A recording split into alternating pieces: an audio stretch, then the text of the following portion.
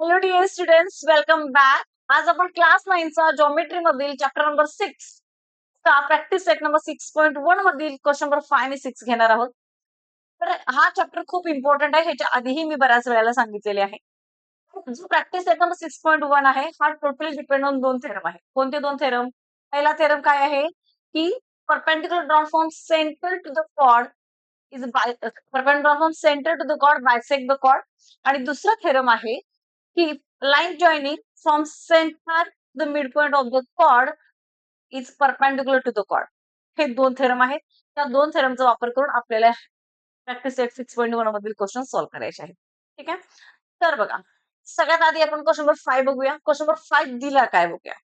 आपल्याला काय दिले? दोन सर्कल दिलेले आहेत की ज्याचा सेंटर काय आहे? एकच आहे, ओ आहे. आपल्याला माहिती आहे की ज्या सर्कलचे मोर दॅन टू सर्कलचे जेव्हा सेंटर एकच असतो अशा सर्कल आपण कॉन्सेंट्रिक सर्कल म्हणतो. म्हणजे आपल्याला इथं म्हणायला काही हरकत नाही की this two circles are concentric circle. दोघांचाही सेंटर एकच आहे. ओके. त्यानंतर अजून काय दिलेलं आहे? Chord of bigger circle. Chord A B कोणाची आहे? बिगर सर्कलची कॉर्ड आहे. ती छोट्या सर्कलला, स्मॉलर सर्कलला ऍट पॉइंट पी आणि क्यू मध्ये काय करते? इंटरसेक्ट करते. हे गिवन आहे.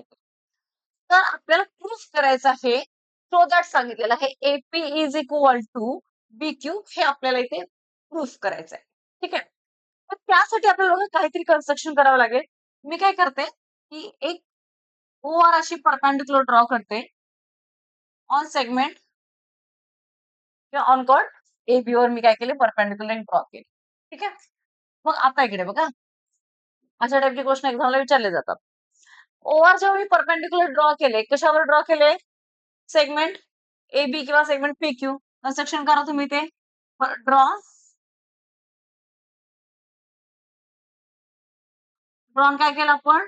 ओआर परपेंडिक्युलर टू कशावर केली आपण? कॉर्ड ए बी वर. ठीक आहे. म्हणजे ओआर न काय केलेलं असणार आहे? कॉर्ड ए बी ला टू इक्वल पार्ट्स मध्ये डिवाइड केलं. आपल्याकडे कोणता थेरम आहे? Perpendicular drawn from centre to the chord bisect the chord. त्यानुसार A R is equal to R B झाला. ठीक आहे. त्याचबरोबर ओ आर जो आहे हा स्मॉलर सर्कलच्या कॉर्डला सुद्धा, स्मॉलर सर्कलची कॉर्ड कोणती आहे? P Q. बरोबर. ह्या पीक्यू ला सुद्धा इक्वल टू पार्ट मध्ये डिवाइड करतो का? हा. तर ओ आर जो आहे हा परपेंडिक्युलर कोणावर आहे? स्मॉलर सर्कलच्या कॉर्डवर. पीक्यू काय आहे? स्मॉलर सर्कलची कॉर्ड आहे. त्याला काय करतो? हा इक्वल टू पार्ट मध्ये डिवाइड करतो. इथं पण सेमच रिझन लिहिणार आपण. O R is perpendicular bisected to A B. ठीक आहे. ओ आर काय करतो? Sorry, O R is perpendicular to P Q. Then हा काय झाला? P R is equal to R Q झाला. Perpendicular drawn from centre to the chord bisect the chord. ठीक आहे. मग आता पहिला प्रूफ मध्ये आपण काय करणार? Chord A B of bigger circle काय करते? इंटरसेक्ट करते. कुठे इंटरसेक्ट करते? Intersect smaller circle at point P and Q. ठीक आहे. इथे दोघांना काय करते? इंटरसेक्ट करते. त्यामध्ये काय होणार बघा आपल्याला. आता आपण कन्स्ट्रक्शन काय केलेलं आहे? O R is perpendicular to आपण सांगितलेलं आहे इथे ए बी. बरोबर. म्हणजेच आपण काय सांगणार? A R is equal to कोण आहे तुमचा? B R. A R is equal to B R झाला. का बी आर झाला? इथे तुम्हाला रिझन लिहायचंय. कोणता reason? Perpendicular draw from centre to the chord bisect the chord. इथे पूर्ण रिझन तुम्हाला कम्प्लीट करायचंय. Drawn from centre to chord bisect the chord. त्यामुळे आपल्याला काय मिळाला इथे? A R is equal to B R मिळाला. आता बघा, ए आर जो आहे तो एपी प्लस पी आर आहे का? आहे. तर तसाच सिमिलरली ओ आर सुद्धा काय आहे? परपेंडिक्युलर टू कोण आहे? पी क्यू आहे. बरोबर. म्हणजेच इथे P R is equal to Q R असणार आहे का? इथे सुद्धा आपण सेमच रिझन लिहिणार. Perpendicular draw from centre to the chord bisect the chord. ठीक आहे. मग आता बघा, ए आर तुमचा कसा फॉर्म झालेला आहे? AP plus P R. बरोबर. बरोबर का? येस, झालेला आहे. आणि काय हे एपीआर काय हे सगळे कोलिनियर आहेत, बरोबर. A dash P dash R आहे. सिमिलरली बी आर कसा फॉर्म झाला आहे तुमचा,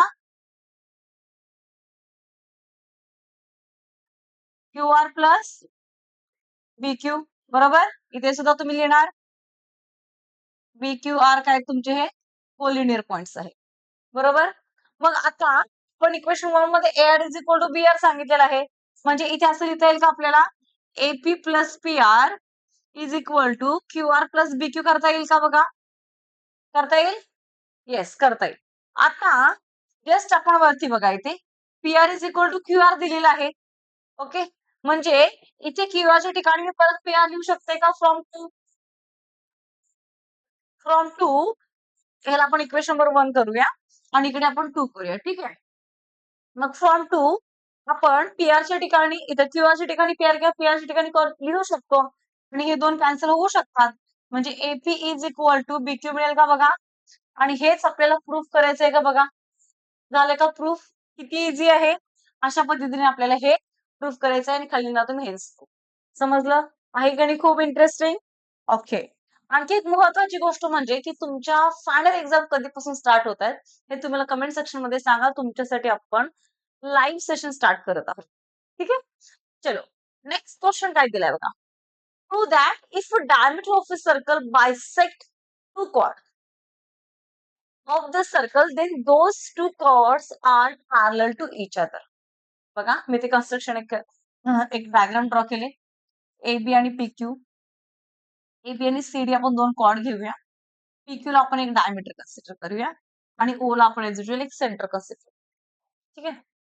बघा काय काय केलं, मी दोन कॉर्ड घेतले, कोणते कोणते, A B and C D are the two chords given, तुम्हाला इथे लिहायचं आहे काय गिवन असणार आहे, A B and C D are two chords of circle with center O.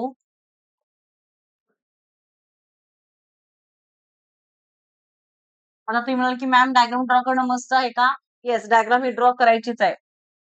Chords of circle with centre आपण काय दिलेलं आहे, ओ दिलेला आहे, ठीक आहे. विथ सेंटर ओ केला. मग त्यानंतर टू प्रूव्ह मध्ये काय येणार, आपल्याला काय प्रूफ करायचं आहे, A B parallel C D काय सांगितलेलं आहे, दोन कॉर्ड आपल्याला पॅरलल आहेत हे प्रूफ करायचं, ठीक आहे. हे झालं. आता बघा प्रूफ, प्रूफ मध्ये काय येईल, सगळ्यात आधी आपण काय करूया, काय सांगितलेलं आपल्याला बघायचे, diameter of a circle bisect the chord, diameter of the circle. आता इथे डायमीटर कोण आहे, PQ इज द डायमीटर, बरोबर. त्याने काय केलेलं आहे, त्या दोन्ही कॉर्डला बायसेक्ट केलेलं आहे, बरोबर.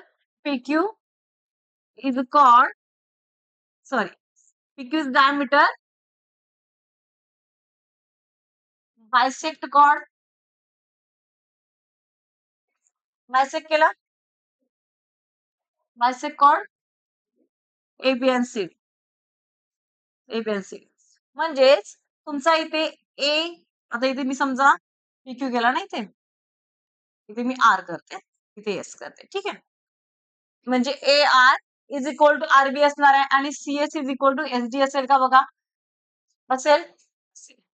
आता आपल्याकडे दुसरा थेरम काय होता, जी लाईन जॉईनिंग आहे, कोणती लाईन जॉईनिंग, सेंटर पासून ते mid point of the chord. बघा कोणती लाईन आहे, सेंटर पासून ते mid point of the chord मध्ये जी लाईन जॉईनिंग आहे ती काय असते, परपेंडिक्युलर असते. कुणाला परपेंडिक्युलर असते, कॉर्डला परपेंडिक्युलर असते, बरोबर. म्हणजे हे असं असेल का सांगा, असेल, ओके. हे बायसेक्ट द कॉर्ड आहे, म्हणजेच bisect chord at point R and S केला आपण, ठीक आहे. म्हणजे तुमचा इथे काय मिळाला, A R is equal to R B झाला, अजून काय आहे, CS is equal to S D झाला. हे दोन्ही पण काय आहेत आपल्याला गिवन आहे, ठीक आहे. झालं. आता थेरम आपला काय सांगितलं मी, लाईन जॉईनिंग, कोणती लाईन जॉईनिंग, सेंटर पासून ते mid point of the chord is perpendicular to chord, म्हणजे इथे लिहा line joining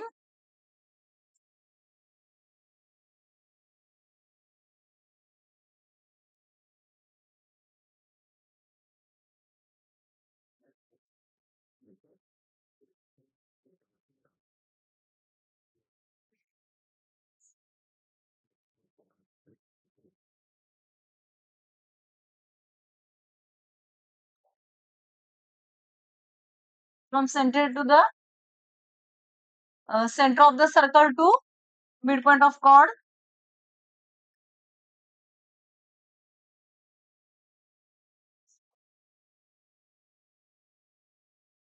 Midpoint of chord is perpendicular to chord.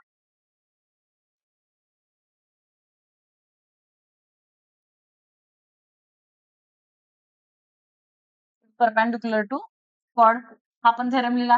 Okay, म्हणजेच काय झालं बघा इथे परपेंडिक्युलर आहे म्हणजे angle O R A is equal to angle O S D. O R A is equal to O S D is equal to 90 degree झाले का बघा. परपेंडिक्युलर आहे म्हणजे 90 डिग्री होणार. हे दोन जे अँगल आहेत हे दोन अँगल काय झाले 90 डिग्री झाले बरोबर. तर आता मी या दोघांची ऍडिशन केली O R A plus angle O S D is equal to 90 plus 90 किती झाला 180 डिग्री झाला का झाला. आता आपण पहिल्या चॅप्टर म्हणजे लाईन्स मध्ये आपण काय बघितलं होतं बघा जेव्हा इंटेरियर अँगल आता हे जे दोन लाईन आहेत हे दोन सॉरी हे जे दोन अँगल आहेत ते फॉर्म कोणामुळे झालेले आहेत या एका लाईन मध्ये म्हणजे ही तुमची ट्रान्सफर झाली का बघा पीक्यू तुमची ट्रान्सफर झाली का झाली. ह्या पीक्यू ने फॉर्म केलेले हे दोन अँगल आहेत बरोबर. कोणासोबत ह्या दोन लाईन सोबत म्हणजे एबी आणि सीडी सोबत ह्या पीक्यू ने बनवलेले हे दोन इंटेरियर अँगल आहेत. आणि आपण इंटेरियर अँगल टेस्ट काय बघितली होती जेव्हा इंटेरियर अँगल सप्लिमेंटरी असतात इंटेरियर अँगल जेव्हा सप्लिमेंटरी असतात तेव्हा त्या दोन लाईन ज्या असतात त्या काय असतात सप्लिमेंटरी असतात सॉरी लाईन्स काय असतात पॅरल असतात. कोणता थेरम बघितला आहे आपण Wien if two interior angles are formed by transversal with their two distinct lines then the lines are parallel. बरोबर हा थेरम आपण बघितला आहे का लाईन चॅप्टर मध्ये येस. म्हणजे ह्या दोन लाईन ज्या आहेत म्हणजे ए बी आणि सी डी काय झाल्या दोन लाईन पॅरलल झाल्या. मग तिथे काय लिहिणार तुम्ही by interior angle test A B is parallel to C D. Okay आणि रिझन मध्ये काय लिहिणार इंटेरियर अँगल टेस्ट. समजलं आहे की नाही सोपं फार. आय होप की तुम्हाला हे दोन क्वेश्चन कसे सॉल्व्ह करायचे नक्की समजले असतील. तर व्हिडिओ तुम्ही तुमच्या फ्रेंड सोबत नक्की शेअर करा आणि चॅनलला सबस्क्राईब करायला विसरू नका.